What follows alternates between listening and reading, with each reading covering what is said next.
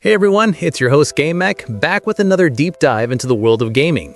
Tonight, we're stepping into the dark, seductive streets of Seattle, where the night never truly ends, and neither do the secrets lurking in the shadows. This is Vampire: The Masquerade, Bloodlines 2.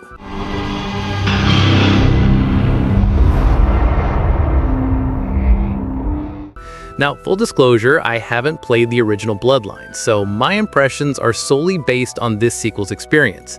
But that might actually make things interesting. A fresh pair of eyes walking into the Masquerade for the very first time. And trust me, there's a lot to talk about. Bloodlines 2 is a game that dances between brilliance and frustration. Moments that draw you in, and others that push you right back out.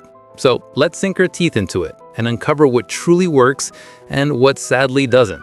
Set against the dark, snow-soaked streets of Seattle, a city secretly ruled by powerful vampire factions, Vampire: The Masquerade Bloodlines 2 throws you straight into the chaos as Fire, an ancient vampire who's just awakened from a long slumber. You open your eyes in a dimly lit apartment, disoriented, only to find a strange glowing symbol carved into your hand, a mark that suppresses your true power. And if that isn't unsettling enough, there's a mysterious voice echoing in your mind, Fabian, a spectral presence from a different timeline who seems to know more than he's letting on. Together, you'll dive into the city's underworld, unraveling the mystery behind the mark, the brutal murders haunting Seattle's nights, and the hidden truths that could reshape vampire society itself. Seattle, blanketed in snow and drenched in neon, feels alive, mysterious, and beautifully crafted. The city's atmosphere pulls you right in with its glowing streets, icy rooftops, and that eerie stillness that hides beneath the urban noise. You can climb almost every building and glide through the cold Seattle air like a silent predator of the night. But remember, never reveal your true nature in front of mortals. Do that, and your masquerade meter starts to fill up, warning you that you're breaking the sacred laws of vampire society. Push it too far, let that meter burn red, and you'll be hunted down, executed for exposing the secret world of the kindred. As you explore, a small circle on your screen expands, hinting at nearby collectibles, ancient symbols etched into walls, or scattered items waiting to be found. And with your heightened senses, you can detect lurking enemies and uncover hidden secrets that ordinary eyes could never see. The game does guide you where to go, but once you arrive, it's up to you to piece things together, to look around, explore, and figure out what really needs to be done. But as you wander through its streets and rooftops, you'll start to notice something missing. Many areas feel hollow, like hauntingly empty spaces that beg for life but offer little to interact with. You might stumble upon a few enemies perched on rooftops waiting for a fight, but beyond that, most of your time is spent gliding across the same familiar spots. The map, unfortunately, is quite small, and the game often sends you back to places you've already visited. After a while, that repetition starts to break the immersion, turning what could have been a thrilling hunt through the vampire underworld into a bit of a routine. Now let's talk about the gameplay, the beating heart of Bloodlines 2. The game offers two distinct styles of play. One drenched in blood and chaos, where you step into the boots of fire, unleashing your vampiric fury and intense, fast-paced combat, and the other, a slower, more cerebral experience, where you embody Fabienne, navigating through layers of conversation, persuasion, and choice-driven dialogue. The combat as Fire feels surprisingly satisfying, each strike, each ability carrying real weight. Early on, you're asked to align yourself with a clan, and that decision matters. Your clan determines your initial set of powers, and as you progress, you can even earn the favor of other clan leaders to unlock their unique abilities. Personally, I found myself sticking with my starting powers, not because the others were bad, but because they just didn't click with my playstyle. Still, the variety is there, and experimentation is rewarded. Enemies are diverse too, from street thugs armed with pipes and pistols to monstrous creatures called moonflowers that look like they crawled straight out of a nightmare. Some foes even turn invisible mid-fight, which makes encounters feel unpredictable and tense. And yes, there are boss fights, big, brutal ones. They come with their own movesets and swollen health bars, but once you master your combos and abilities, they fall gloriously.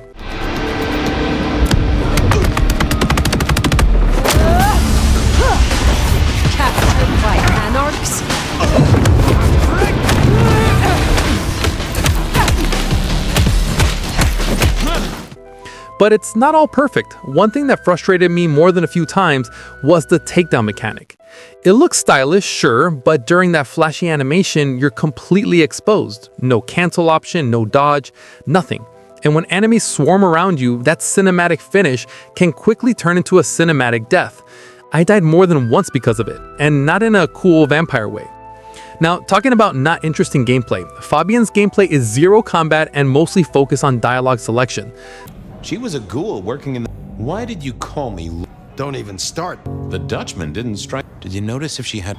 Anything strike you as fishy last night? No more than usual, sir. The actual story is unfolded in this gameplay. You can even talk to objects and know what happened around you. But what is the problem is all the time you'll be roaming across the map, visiting the same places and talking to the same people multiple times, and that is boring to me. And you cannot climb buildings like fire and move quickly, but you need to walk the whole map again and again, which sometimes is not at all interesting. Honestly, didn't keep me hooked. It starts to feel repetitive, like being stuck in a beautiful snow-covered loop. And unlike fire, you can't climb buildings or glide across rooftops. You're grounded, literally. Every step through the city feels slower, and retracing your path again and again really drags down the pacing. What should have felt like a mysterious, dialogue-driven experience often ends up feeling, well, tedious. Overall, Vampire the Masquerade Bloodlines 2 feels like a game that almost sinks its fangs deep, but stops just before the bite. The story has potential, it's dark, mysterious, and rooted in the rich lore of the vampire world, but the execution never fully captivates.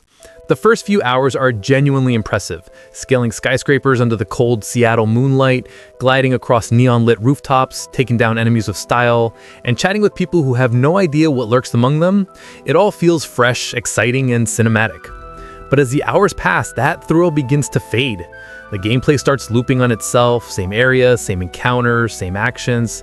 There's no inventory system, no sense of progression, no character level ups to keep you invested.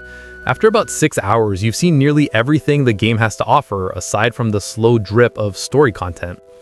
And that's the biggest problem. The repetition drains the magic. What begins as a thrilling descent into the vampire underworld eventually turns into a routine you've already lived through too many times. And that's my take on Vampire the Masquerade Bloodlines 2. But hey, that's just my experience wandering the moonlit streets of Seattle. I'd love to hear yours. Did the game sink its fangs into you, or did it leave you wanting more? Let me know down in the comments.